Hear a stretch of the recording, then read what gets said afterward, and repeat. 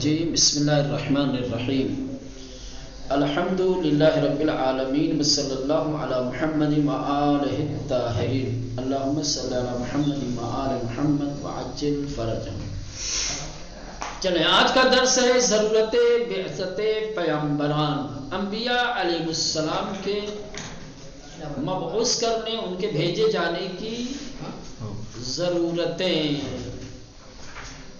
یہ انہی سوالوں کا جواب ہے، یا ایک سوال گزرا تھا ابتدا میں، مقدمے میں کہا تھا کہ کیا ضرورت ہے ہمیں نبیوں کی، کیا ہم نبیوں کی ہدایت کے محتاج ہیں؟ ٹھیک، کل کے لوگوں کو کہ جن کے پاس عقلوں کی کمی تھی، علم و دانش کی کمی تھی، کل کے لوگ ہدایت انبیاء کے محتاج تھے۔ آج انسان عقلی اعتبار سے، علم و دانش کے اعتبار سے بہت آگے نکل چکا ہے۔ آج کے لوگوں کو ہدایت کی کیا ضرورت ہے؟ تو نبی کی ضرورت کیوں ہے؟ کیا انسان بعثت انبیاء کا محتاج ہے؟ نبیوں کو اللہ نے کس لیے بھیجا ہے؟ کیوں بھیجا ہے؟ نبیوں کو بھیجے جانے کی وجہ کیا ہے؟ چلے، حقیقت یہ ہے کہ انسان منزل کمال اور سعادت تک پہنچنے کے لیے خاص الہی ہدایت کا محتاج ہے۔ انسان الہی ہدایت کے بغیر منزل کمال تک نہیں پہنچ سکتا، سعادت اور خوشبختی تک اس کی رسائی نہیں ہو سکتی۔ وہی ہدایت جو وحی کے ذریعے سے اللہ اپنے نبیوں کے اختیار میں دیتا ہے۔ اللہ اپنی خاص ہدایتیں پیام کی صورت میں، وحی کی شکل میں نبیوں کے پاس بھیجتا ہے، اور انبیاء ان پیام کو، ان ہدایتوں کو بندوں کے اختیار میں دیتے ہیں۔ جو شخص نبیوں کی طرف سے دی گئی ہدایت پر عمل کرتا ہے وہ منزل کمال اور سعادت تک پہنچتا ہے۔ کیونکہ خدا بند متعال حکیم ہے، اور اس کا ہر فعل محکم، مستحکم اور استوار ہے۔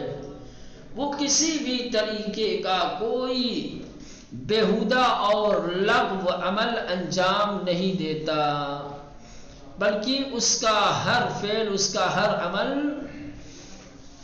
کسی نہ کسی مصلحت پر مبتنی ہوتا ہے۔ یقیناً جو خدا کسی اچھے عمل کو ترک نہیں کرتا، کسی برے عمل کو انجام نہیں دیتا، یقیناً وہ خدا انسان کو اس کی حیاتی ضرورتوں سے محروم نہیں کرے گا۔ انسان بنیادی طور پر جن چیزوں کا محتاج ہے، کیا اللہ انسانوں کو ان چیزوں سے محروم کر سکتا ہے؟ ہرگز نہیں۔ جہاں انسان کی تمام ضرورتوں کی چیزیں اللہ نے مہیا کی ہیں، انسان کے اختیار میں دی ہیں، وہیں انسان ہدایت کا بھی محتاج ہے۔ لہذا ذات پروردگار کے لیے ضروری تھا کہ وہ انسانوں کی ہدایت کا بھی بندوبست کرے۔ ہماری صرف جسمانی ضرورتیں تو نہیں ہیں نا، جو خدا ہماری جسمانی ضرورتوں کو پورا کرتا ہے، اس کا خیال رکھا ہے، تمام وہ چیزیں جو ہمارے جسمانی رشد و نمو کے لیے لازم اور ضروری ہے، وہ سب ہمارے اختیار میں دیا۔ ہوا کی ضرورت ہے، پانی کی ضرورت ہے، دھوپ کی ضرورت ہے، انواع و اقسام طرح طرح کی غذاؤں کی ضرورت ہے، سب اللہ نے دے دیا۔ لو کھاؤ پیو موج مستی کرو۔ ٹھیک، ہمارے وجود کے اندر ایک روح بھی تو ہے، روح کی بھی ضرورتیں ہیں۔ روح کی ضرورت ہے ہدایت، ہماری روح ہدایت کی محتاج ہے. ہدایت کے بغیر ہماری روح تکامل تک نہیں پہنچ سکتی. ہم سعادت تک، خوشبختی تک الہی ہدایت کے بغیر نہیں پہنچ سکتے. تو کیا یہ ممکن ہے کہ اللہ ہماری جسمانی ضرورتوں کا خاص خیال کرتے ہوئے ہماری تمام جسمانی ضرورتوں کو پورا کرے اور ہماری روحانی ضرورتوں سے غافل ہو جائے؟ یہ نہیں ہو سکتا. سمجھ رہے ہیں؟ حکمت الہی متقاضی ہے. حکمت الہی اس بات کو ذات پروردگار کے لیے لازم قرار دیتی ہے کہ وہ اپنے بندوں کے لیے رہنما بھیجے. ٹھیک، چلے آگے دیکھتے ہیں. ابھی فی الحال اتنا آپ تطبیق کر لیں. حقیقت آنست کے حقیقت یہ ہے کہ انسان برائے رسیدن بسعادت، خوشبختی اور سعادت تک پہنچنے کے لیے انسان و کمال اور کمال تک پہنچنے کے لیے، کمال اور سعادت و خوشبختی تک پہنچنے کے لیے انسان نیازمند ہدایت خاص سے الہی، خدا کی خاص ہدایت کا ضرورت مند ہے. انسان کمال اور سعادت تک پہنچنے کے لیے خدا کی خاص ہدایتوں کا محتاج ہے.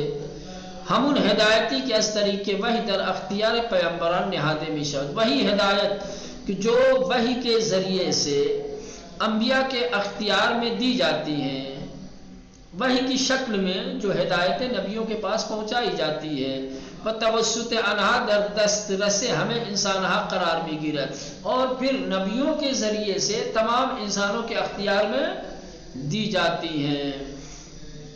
ٹھیک، از ان رو لہذا خدائے حکیم کی تمام افعالش متین و استوارس، خدا بند متعال کی جو حکیم ہے اور جس کے تمام افعال مستحکم، متقن، متین اور استوار ہیں، نہ تنہا فعل بےہودے بلغوی انجام نہ میں دہد.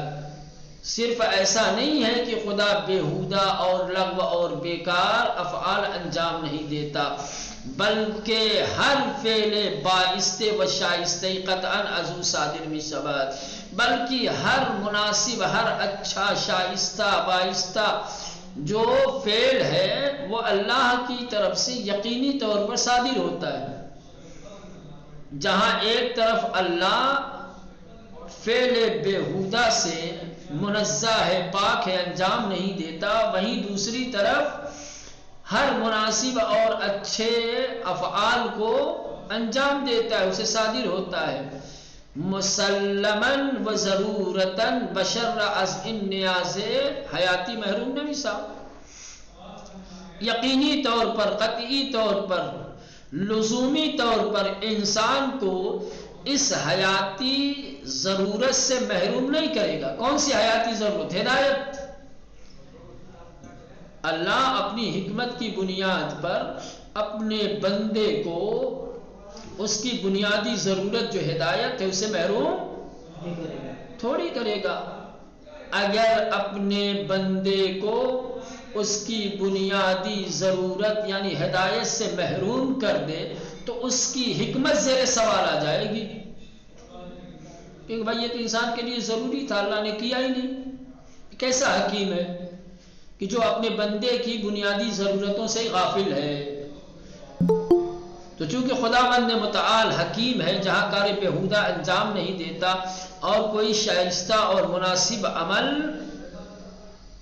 ترک نہیں کرتا، اس کے لیے لازم اور ضروری تھا کہ وہ اپنے بندے کی بنیادی ضرورتوں کا خیال کرے، اسے محروم نہ رکھے.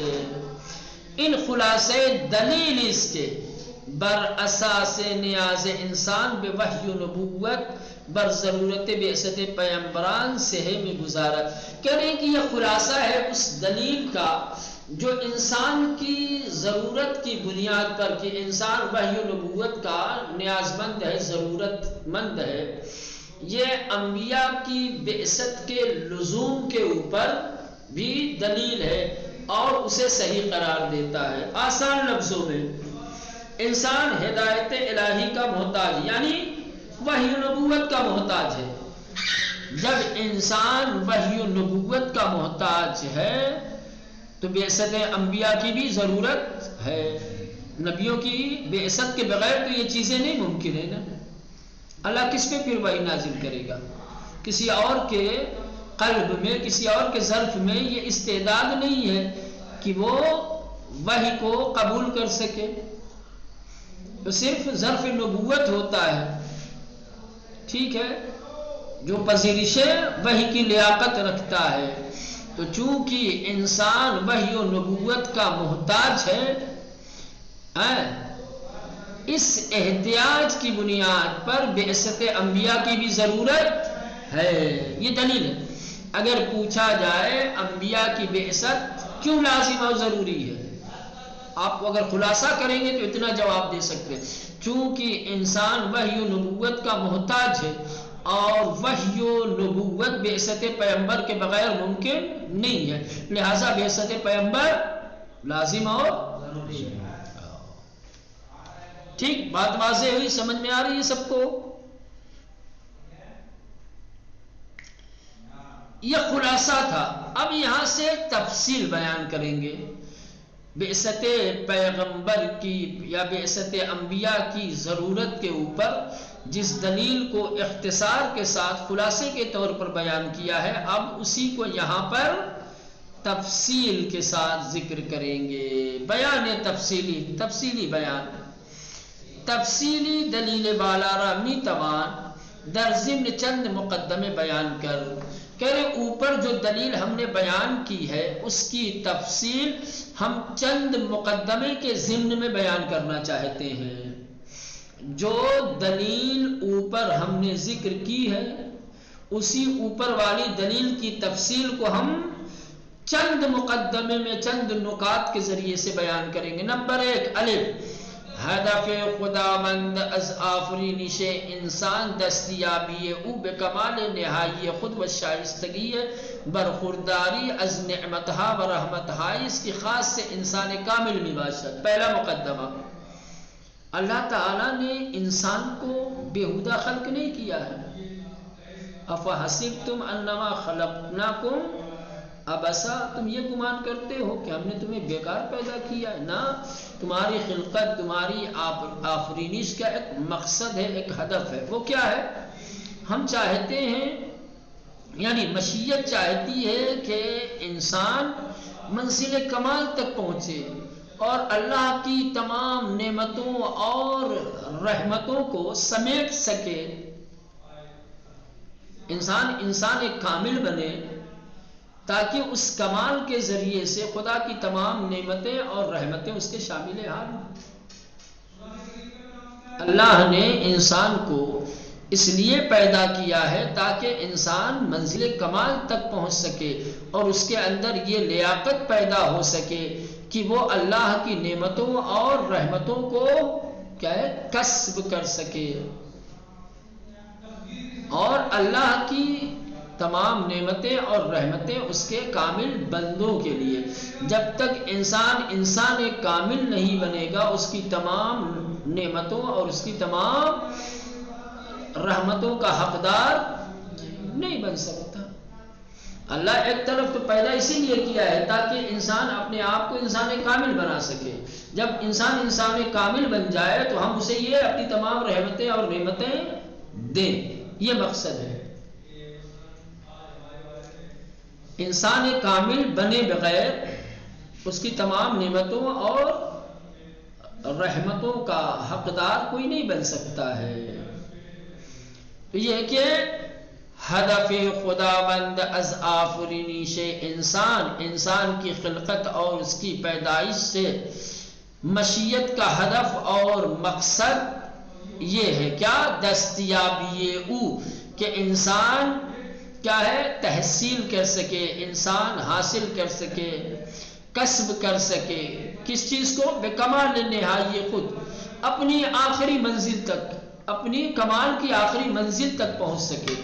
اللہ نے انسانوں کو اس لیے پیدا کیا ہے تاکہ انسان منزل کمال تک رسائی حاصل کر سکے. وہ شائستگی برخورداری از نعمتہ و رحمتہ اس کے، اور انسان کو اور اللہ کی کچھ شائستہ، اور یہ انسان اپنے آپ کو خدا کی نعمتوں اور رحمتوں سے بہرے مند ہونے کے قابل بنا سکے کہ جو انسان ایک کامل سے مخصوص ہے۔ ٹھیک، آسان لفظوں میں یوں کہا جائے کہ اللہ نے انسان کو اس لیے خلق کیا ہے تاکہ انسان اپنی منزل کمال تک پہنچ سکے۔ ہم نے کچھ نعمتیں، کچھ رحمتیں کیا ہے انسان کامل کے لیے مخصوص کی ہیں۔ ہم چاہتے ہیں کہ انسان جب منزل کمال تک پہنچ جائے تو اسے یہ نعمتیں اور اسے یہ رحمتیں عطا کرے۔ یہ پہلا مقدمہ تھا۔ نمبر 2، انسان تنہا در صورتی بے کمال نہائی خود می رسد کی با اختیار و انتخاب آزادانے افعالی را انجام دہد و افعالی را ترک گوید۔ بے دیگر سخن انسان تنہا در صورتی بے کمال می رسد کی در طول زندگی خود مسیر خاصی را طے کند و راہ مستقیمی را بے پیمایت۔ ابھی اوپر والے نقطے میں کیا بیان کیا؟ انسان کو اس لیے خلق کیا ہے کہ انسان کمال تک پہنچ سکے۔ کمال تک انسان کب پہنچے گا؟ جب انسان اپنے اختیار اور اپنے ارادے اور اپنے اختیار سے کیا ہے اچھے کام کو انجام دے گا اور برے کاموں کو ترک کرے گا۔ جب تک کہ انسان اپنے اختیار کے ساتھ اچھے کام کو انجام اور برے کام کو ترک نہیں کرے گا، منزل کمال تک نہیں پہنچ سکتا۔ آسان لفظوں میں منزل کمال تک پہنچنے کے لیے انسان کو صحیح راستہ طے کرنا ضروری ہے۔ منزل کمال تک پہنچنے کے لیے راستہ ہے، جب تک کہ انسان اس راستے پہ اپنے آپ کو نہیں لگائے گا اس وقت تک منزل کمال جو اس کا مقصد ہے نہیں پہنچ سکتا ہے۔ ٹھیک، منزل کمال تک پہنچنے کے لیے راستہ ہے۔ اب وہ کون سا راستہ ہے؟ یہ ہدایت طے کرے گی، نبی آ کر کے بتائے گا کہ وہ کون سا راستہ ہے تمہیں جو منزل کمال تک لے جائے گا۔ انسان تنہا در صورتی بے کمال نہائی خود می رسد کے، کہنے کہ انسان صرف اس صورت میں اپنی منزل کمال تک پہنچ سکتا ہے کہ جب با اختیار و انتخاب آزادانے، جب پوری آزادی کے ساتھ انتخاب و اختیار کے ذریعے افعالی را انجام دے، کچھ کاموں کو کرے گا، و افعالی را ترک گوید، اور کچھ افعال کو ترک کرے گا۔ آسان لفظوں میں جب انسان اپنے انتخاب و اختیار کے ساتھ کچھ افعال کو انجام دے گا، کچھ افعال کو ترک کرے گا، تبھی منزل کمال تک پہنچ سکتا ہے۔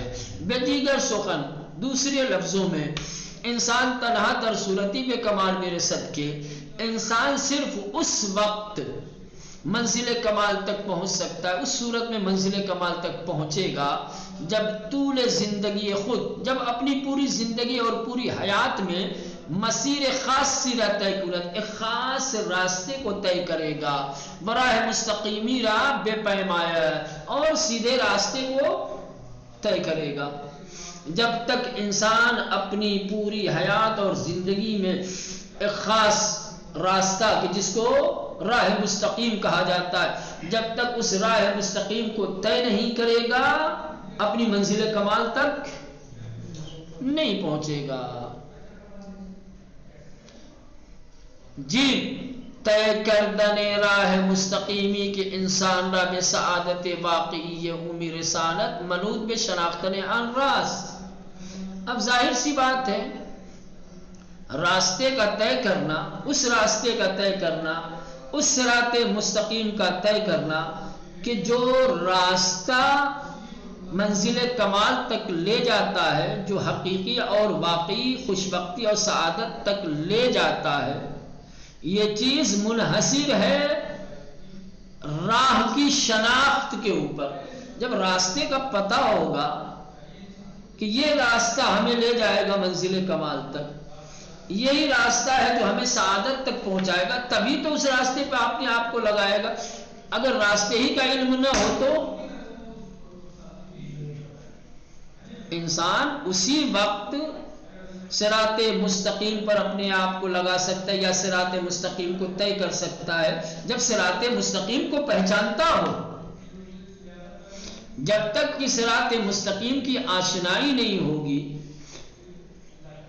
راہ سعادت سے جب تک انسان آگاہ اور باخبر نہیں ہوگا، اپنے آپ کو اس راستے پہ کیسے لگائے گا؟ وہ کہیں جانا ہوتا ہے ہمیں تو ہم پہلے راستہ پوچھتے ہیں نا، بھائی کون راستہ، یہاں سے آپ کو جانا ہے پالن پور، راستہ نہیں معلوم ہے تو کیسے پالن پور پہنچ جاؤ گے؟ جب راستہ معلوم ہوگا تبھی تو پالن پور پہنچو گے۔ جس کو نہیں پتا ہوتا ہے وہ پوچھتا ہے کہ نہیں پوچھتا ہے کہ ہمیں پالن پور جانا، کون سا راستہ جاتا ہے؟ یہ جائے گا، ادھر جائے گا، ادھر جائے، کون سا جائے گا؟ جب راستے کا علم ہو جاتا ہے اور مسافر اپنے آپ کو اس راستے پہ لگاتا ہے تو یہ راستہ اسے اس کی منزل تک پہنچاتا ہے۔ انسان کی منزل کیا ہے؟ کمال۔ انسان کی منزل کیا ہے؟ سعادت۔ ٹھیک، کمال اور سعادت تک پہنچنے کے لیے صراط مستقیم بنایا گیا ہے۔ جب انسان اس صراط مستقیم پر آئے گا تو یہ صراط مستقیم اسے کمال اور سعادت تک پہنچائے گا۔ اگر کسی کو صراط مستقیم کا علم ہی نہ ہو تو صراط مستقیم پر چلنے کے لیے صراط مستقیم کو پہچاننا ضروری ہے۔ ٹھیک، یہ بتا طے کردن راہ مستقیمی، کہہ رہے راہ مستقیم کو طے کرنا کہ انسان رب سعادت واقعی رسالت جو اس کے حقیقی اور واقعی خوشبختی اور سعادت تک پہنچا دے، منوط میں شناختن آن راس، وہ اس راہ کی علم، اس راہ کی شناخت کے اوپر منحصر ہے۔ جب تک صراط مستقیم کو پہچانے گا نہیں، صراط مستقیم طے نہیں کر سکتا۔ دال معلوماتی کہ انسان از راہ حس و عقل به دست بیاورد برای شناختن این راہ کافی نیست۔ انسان جو چیزیں حاصل کرتا ہے، انسان جن قوتوں کے ذریعے سے، جن حواس کے ذریعے سے شناخت حاصل کرتا ہے، وہ دو ہی چیز، حواس خمسہ ہے، ایک عقل ہے۔ حواس اور عقل کے ذریعے سے کیا ہے؟ اس راستے کی شناخت ممکن نہیں۔ انسان کے پاس جو قوت شناخت ہے، اس قوت شناخت سے انسان راہ مستقیم کو نہیں پہچان سکتا۔ آپ کیا کریں؟ آپ ختم ہو گیا، اب یہیں سے پہنچے گا پھر۔ چلیں یہاں تک رہنے دے، بہر صورت باقی مسائل کل انشاءاللہ حل کیے جائیں گے۔ ایک نظر ثانی کر کے آپ لوگ آئیے گا تاکہ آگے کی بحث سمجھانے میں سہولت اور آسانی پیدا ہو۔